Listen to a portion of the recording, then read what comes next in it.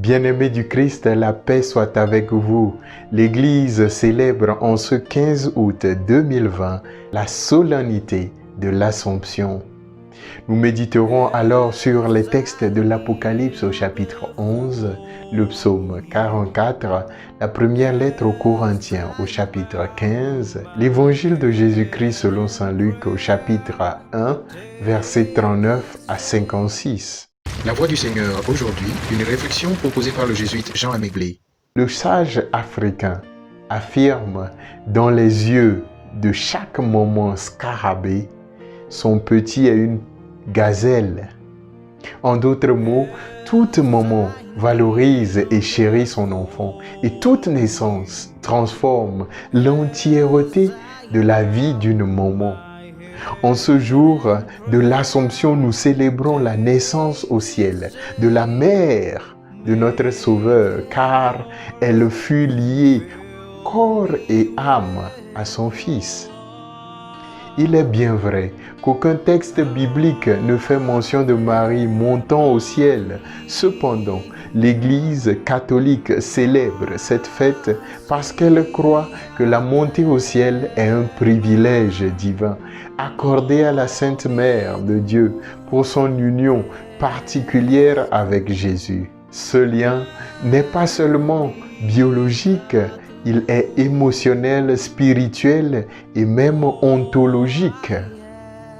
Une mère porte son enfant 9 mois dans son ventre, 3 ans dans ses bras, mais toute sa vie dans son cœur. Marie a communié à toute la vie du Christ, non seulement à ses souffrances, mais aussi à sa mort et à sa résurrection.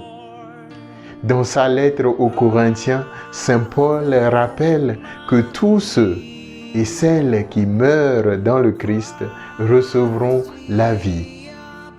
Élisabeth nous montre que seule l'allégresse et l'espérance jaillit de la rencontre de ceux et celles qui enfantent Jésus. Bien-aimés de Dieu, de la même manière qu'un enfant transforme toute la vie d'une maman, de la même manière, la présence de Dieu dans nos vies doit transformer tout notre être.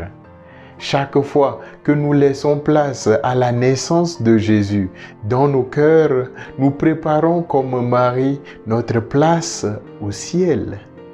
Faire naître Jésus dans nos cœurs, c'est partager tout autour de nous l'espérance, la joie, la paix, la générosité et la patience. Sainte Claire d'Assise l'exprime bien, nous devenons ce que nous aimons et ce que nous aimons façonne ce que nous devenons.